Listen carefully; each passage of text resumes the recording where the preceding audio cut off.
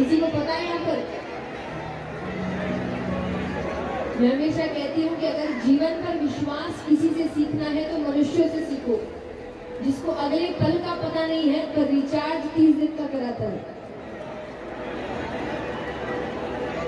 कि अगले पल ही क्या हो जाए उसे पता नहीं है, लेकिन फिर भी जिंदगी पर कितना भरोसा है। और उसके बावजूद कि अगले पल का पता नहीं है, वो जिंदगी की इतनी महत्वपूर्ण चीज भविष्य के लिए छोड़कर रखा है। हम कहते हैं कि उस उम्र में भगवान को बुलाएंगे जिस उम्र में आपको भगवान को बुलाने की जरूरत नहीं है, कुछ समय बाद भगवान ही आपको बुला लेंगे। तब आप बुलाकर क्या करोगे? थोड़ी देर बाद तो उनको ही बुलाना है आपको। एक बात बताइए, यहाँ कितने हैं जो अपने घर में पूजा पाठ करते हैं? हाथ उठाना। बहुत सुंदर। आप फूल चढ़ाते होंगे भगवान को? हाँ कि ना? फूल चढ़ाते हैं। तो कितना दिन पुराना? 1 महीने पुराना? 1 हफ्ता? हाँ? काम को लेकर 1 घंटे। फूल जब भगवान को चढ़ाते तो कैसा फूल होता है वो? ताजा। मतलब 1 दिन पुराना भी नहीं चढ़ाते आप, ताजा फूल लेकर आते हैं। और कितनी देर के लिए चढ़ाते हैं? मन के भाव चढ़ाओ भगवान को। नहीं, फूल भी आप चढ़ाई होता आपके, वो भी मन के भाव है, क्योंकि आप फूल चढ़ा रहे हैं यानी ताजा फूल ला रहे हैं। कितनी देर के लिए फूल रखा जाता है भगवान के पास? कुछ देर के लिए, अगले दिन या शाम को हटा लेते हैं। यानी फूल भी चढ़ा रहे हो तो ये सोच रहे हो कि भगवान को ताजा फूल चढ़ना चाहिए, लेकिन जब खुद को चढ़ाने की बारी आती है तो इतने पुराने हो जाते हैं कि एक भी सीख लेने लायक नहीं होते। अब क्या करोगे चढ़ाकर भगवान को? जब खुद ताजा है, जब खुद युवा है, जब सोच ऐसी है कि ग्रहण कर सकते हो, चीजें सीख सकते हो, समझ सकते हो, तब तो भगवान को आप मना नहीं रहे। जब कठिनाइयां आ रही है तब तो इधर उधर का रास्ता अपना रहे हो कठिनाइयों का सामना करने के लिए, और भगवान को तब मना रहे हैं जब रिटायरमेंट लेकर घर पर बैठे हो। तो मनाना कब है भगवान को? जब युवा हो। जैसा कहा जाता है ना, संस्कार बचपन में दिए जाते हैं, तो अध्यात्म भी बचपन से सिखाया जाता है। ये बड़े होने के बाद नहीं सिखाया जाता। यहाँ कितने माँ बाप भी बैठे होंगे जो ये कहते हैं कई बार कि भाई सिखाएंगे ना, बस थोड़े समझदार हो जाए बच्चे फिर समझाएंगे। एक बात याद रखिएगा, क्योंकि मैं एक युवा हूँ, ये मैं अपने अनुभव से बता रही हूँ कि आप सोचते हैं कि बच्चे जब समझदार हो जाए तब समझाएंगे, तो तब जब बच्चे समझदार हो जाते हैं तो इतने समझदार हो जाते हैं कि वो आपको समझदार नहीं समझते। ये सच्ची बात है। उनको यही लगता है कि भाई इनके समय और हमारे समय में तो बहुत फर्क है। इनको क्या पता कि हम क्या चीज देखते हैं।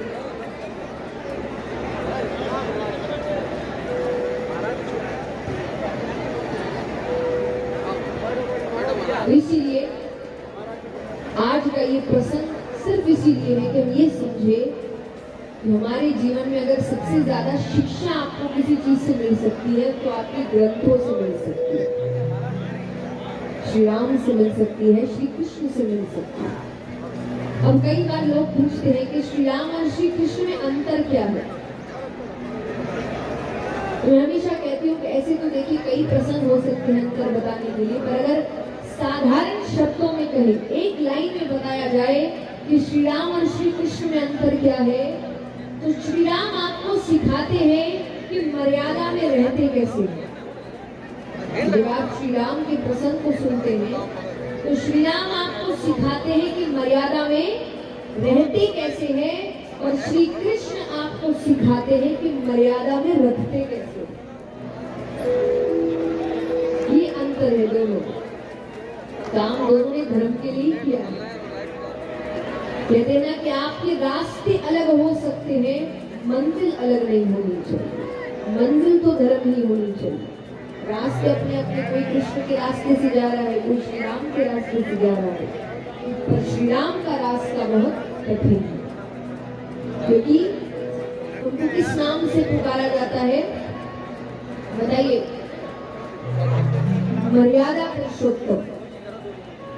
वो मर्यादा में रहकर काम करते हैं। कई बार जब युवा प्रश्न करते हैं श्री राम के बारे में कि ये भी तो कर सकते थे, वो भी तो कर सकते थे, ऐसा क्यों किया, इस वक्त ये कर सकते थे, नहीं कर सकते थे।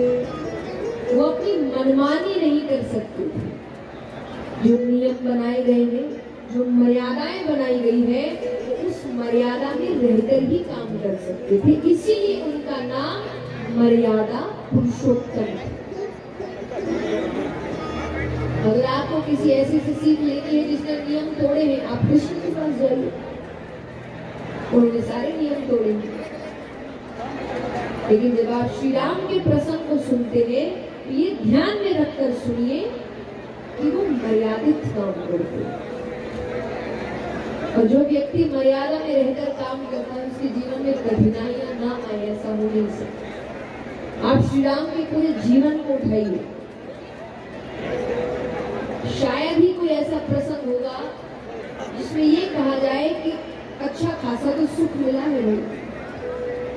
सुख की खबर आती नहीं कि दुख पहले आ जाता था।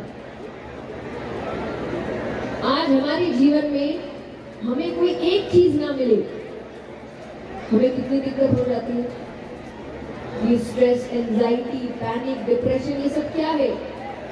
जब हमें जो चाहिए वो परिस्थिति नहीं मिलती, या वो व्यक्ति नहीं मिलता, वो चीज नहीं मिलती, तो हम ऐसी चीजों का सामना करते हैं। या तो हम शारीरिक तौर से अपने आप को संभाल नहीं पाते, या मानसिक तौर से नहीं संभाल पाते। ये जिंदगी कोई एक चीज, छोटी चीज, जिंदगी बहुत बड़ी है। सिर्फ काम ही जिंदगी नहीं, सिर्फ रिश्ता ही जिंदगी नहीं, जिंदगी बहुत बड़ी है। यहाँ पर श्री राम को पूरा राज्य मिलने वाला है। क्या मिलने वाला है? पूरा राज्य, राजा बनने वाले हैं वो।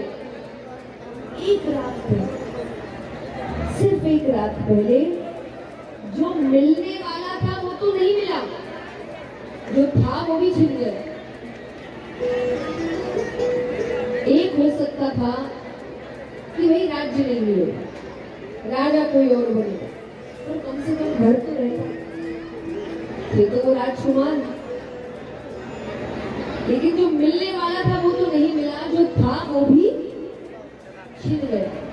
लेकिन उसके बाद भी उनके चेहरे की मुस्कुराहट वैसी की वैसी।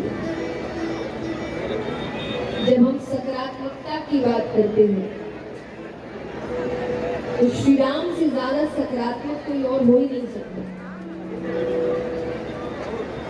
आपको पता है जब दशरथ राजा उन्हें बताते हैं कि कैकेयी माता ने क्या वचन मांगे हैं, उन्होंने वो ग्रहण कर लिया। अब वो अपनी माँ के पास जा रहे हैं बताने कि उनको बन जाना है, तो उन्होंने जाकर ये शिकायत नहीं करी कि पिता ने मुझसे राज्य छीन लिया।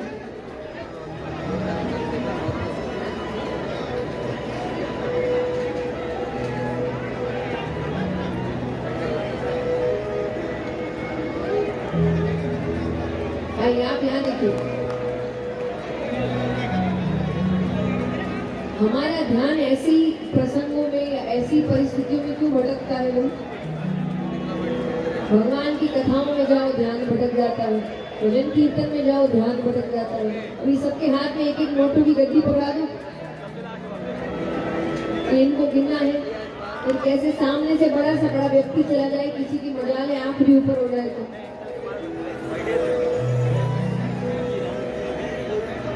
कहीं कुछ भी हो आपका ध्यान।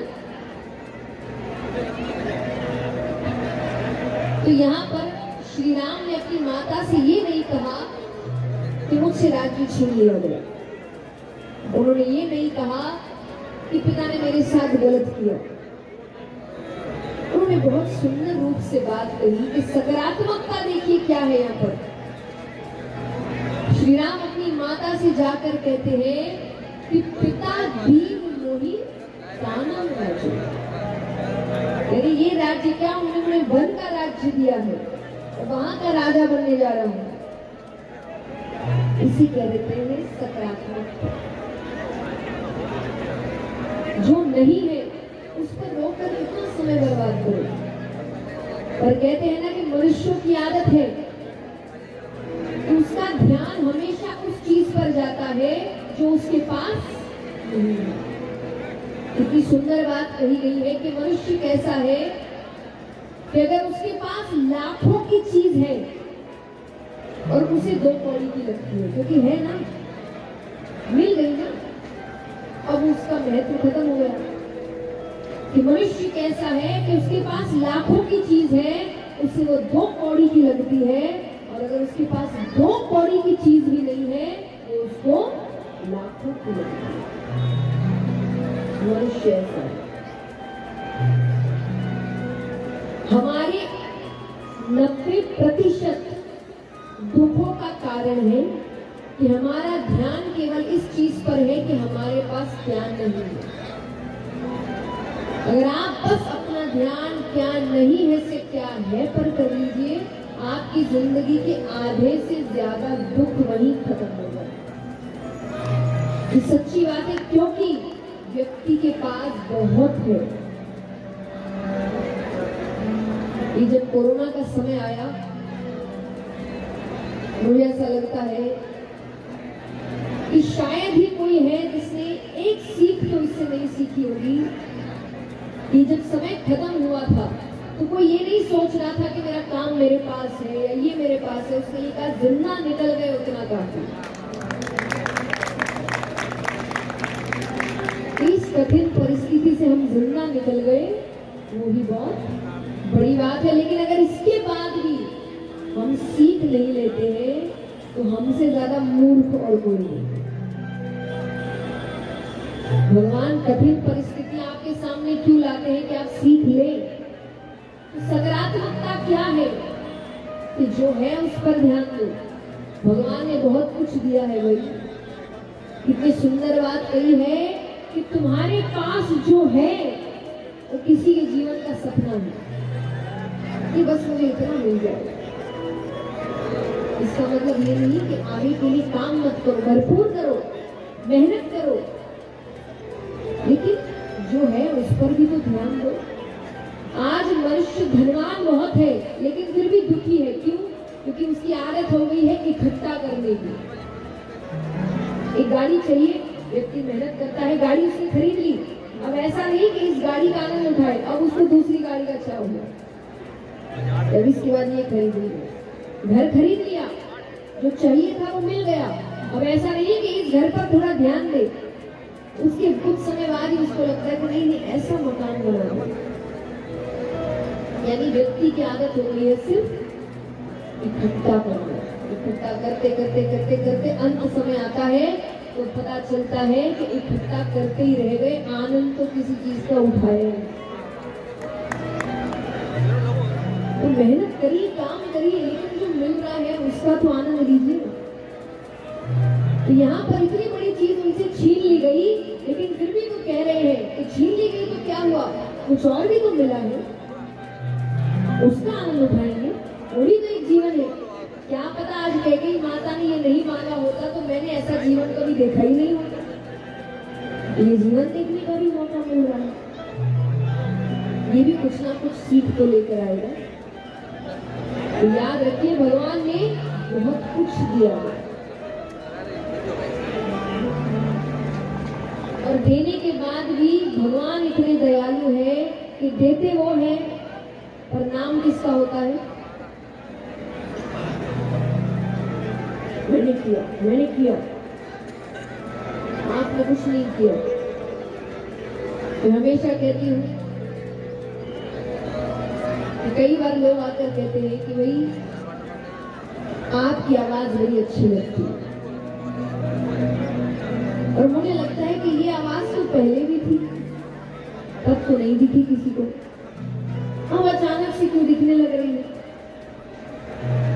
याद रखिए कि आपकी कला, आपकी मेहनत तब तक लोगों को नहीं दिखती जब तक वो स्पॉटलाइट आप पर नहीं डालता। गुण रहते हैं व्यक्ति में, लेकिन वो गुण दुनिया को कब दिखता है? जब स्पॉटलाइट वो डालता है, तब सबको लगता है अरे कितना अच्छा काम, कितना, अरे ये पहले भी था भाई, तुमने पहले नहीं देखा था। तो काम करता है वो, और नाम किसका हो रहा है? हमारा। और उसके बाद भी व्यक्ति धन्यवाद नहीं करता, फिर भी शिकायत ही करता है, ये नहीं दिया, वो नहीं दिया, ऐसा नहीं किया, वैसा नहीं किया। और ये पिक्चरों में अलग ही सिखा दिया है, भगवान पर चिल्लाना, कुछ नहीं मिला तो भगवान पे ही चिल्लाओ। हमेशा कहती हूँ मनुष्य इतना स्वार्थी हो गया है कि उसका एक काम ना होना वो भगवान बदल ले, इतना स्वार्थी है। लेकिन अगर सच में जिंदगी को देखोगे तो भगवान ने बहुत कुछ दिया है। एक बार बैठकर उनको भी धन्यवाद करो। आइए, अब बाद में आप धन्यवाद करेंगे नहीं करेंगे मुझे क्या पता, मैं तो अपना काम करके जाऊंगा। आज एक बार भगवान को धन्यवाद करते हैं उन सभी कामों के लिए जो उन्होंने हमारे लिए किए। मेरा सबसे पसंदीदा भजन है ये, और मुझे ऐसा लगता है कि मेरी जिंदगी यही है, यही भजन है मेरी जिंदगी।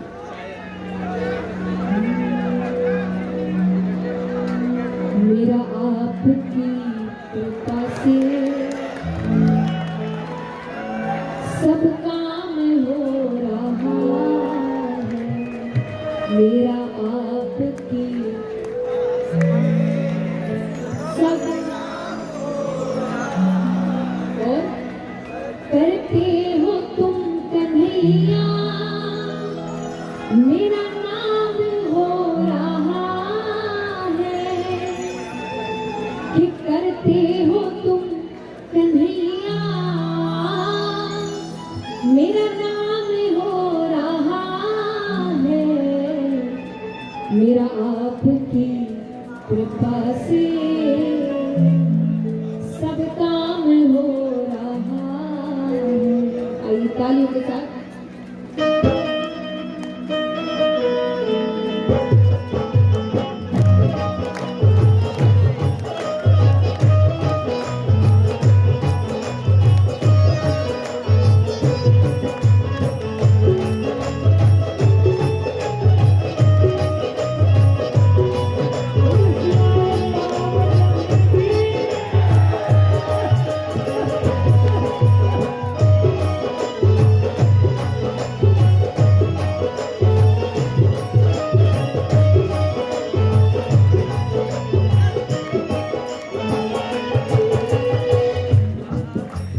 मेरा आपकी कृपा से सब काम हो रहा है, मेरा आपकी कृपा से सब काम हो रहा है, मेरा आपकी कृपा से सब काम हो रहा है, मेरा आपकी कृपा से सब काम हो रहा है। करते हो तुम कन्हैया, मेरा नाम हो रहा है, करते हो तुम कन्हैया, मेरा नाम हो रहा है, मेरा आपकी कृपा से सब काम हो रहा है, मेरा आपकी कृपा से सब काम हो रहा है।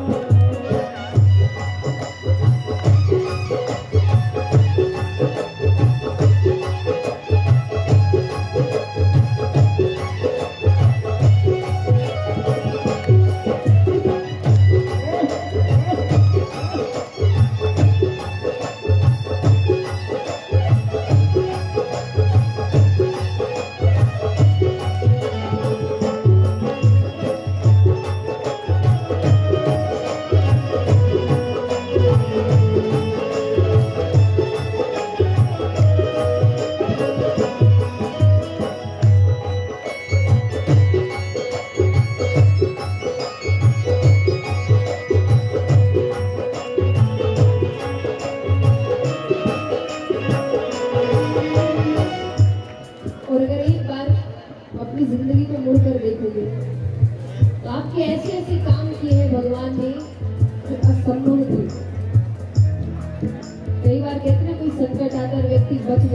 बवाल वाल मच गए, कुछ भी हो सकता था। क्या है कि असंभव काम हुए हैं। बहुत बार जिंदगी में ऐसे काम होते हैं, कभी कभी नजर पड़ जाती है, कभी नहीं पड़ती, कभी धन्यवाद कर देते हैं, कई बार अपने ही अहंकार में रहते हैं हमने किया, लेकिन असलियत क्या है?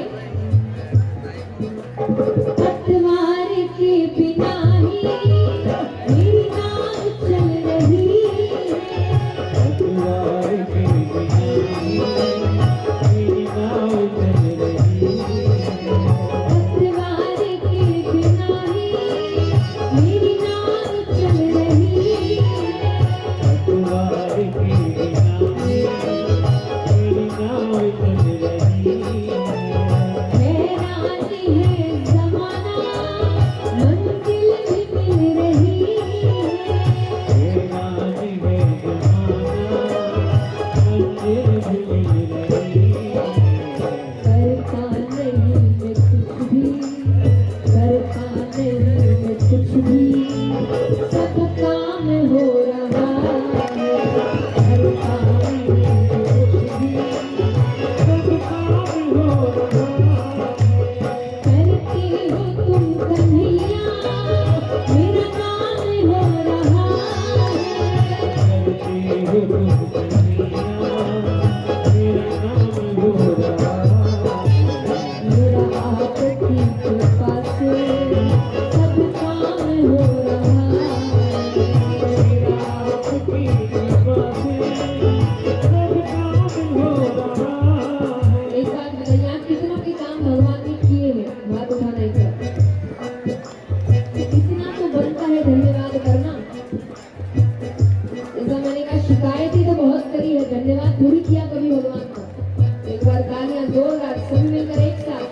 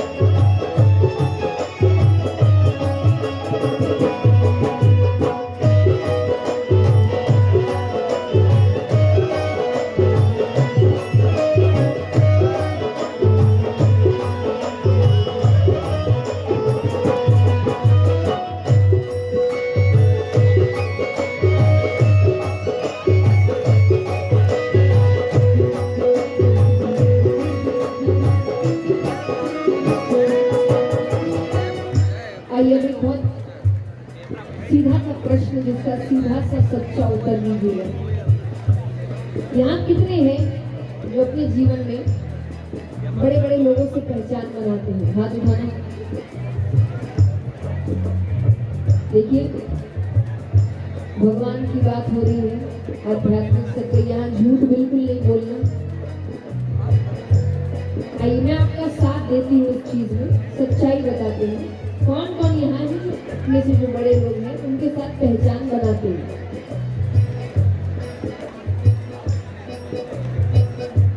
अब मुझे बताइए क्यों बनाते हैं, कारण क्या है, क्यों बनाते हो पहचान?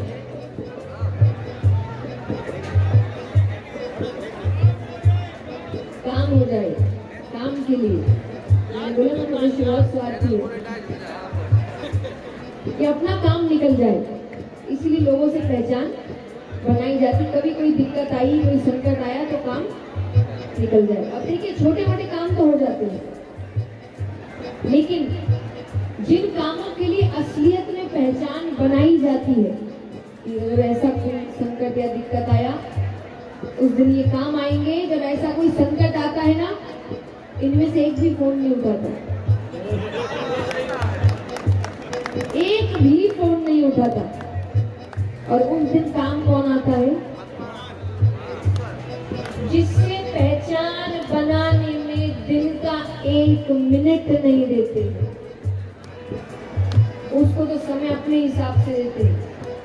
हमको समय मिला तो ठीक है, नहीं मिला तो कोई बात नहीं, कभी और कर ले। श्रीमद् भागवत में बहुत सुंदर प्रसंग आता है। प्रहलाद जी और भगवान बात कर रहे हैं और भगवान उनको बता रहे हैं कि अगर इन 5 भोगों से तुम्हें मुक्ति चाहिए तो इनका त्याग करना पड़ेगा। तो प्रहलाद जी कहते त्याग कैसे करें, आपने दुनिया इतनी सुंदर बनाई है। भगवान कहते इसीलिए थोड़ी बनाई थी कि तुम मुझे ही भूल जाओ। मैंने तो दुनिया इसीलिए सुंदर बनाई थी कि तुम्हें मेरा भजन करने में कोई तकलीफ ना हो, और तुम दुनिया का हर काम कर रहे हो सिवाय मेरे भजन के। जितनी मर्यादा तुम दुनिया के काम में रखते हो उतनी मर्यादा सत्संग में भी रख लो। व्यक्ति सत्संग के अलावा हर चीज मर्यादित रूप में करता है कि नहीं? स्कूल समय पर जा रहे हैं, ट्यूशन समय पर जा रहे हैं, ऑफिस समय पर जा रहे हैं, मनोरंजन भी समय पर हो रहा है। आज मेला लगा है, सब मेले में मनोरंजन है ना, मेले में घूमने आ रहे हैं, समय निकाल कर आ रहे हैं। मनोरंजन भी अपने समय पर हो रहा है। भगवान कहते पर सत्संग के लिए ऐसा वो व्यक्ति अपने हिसाब से समय देता है। खास करके पुरुष वर्ग के लिए मैं हमेशा कहती हूँ,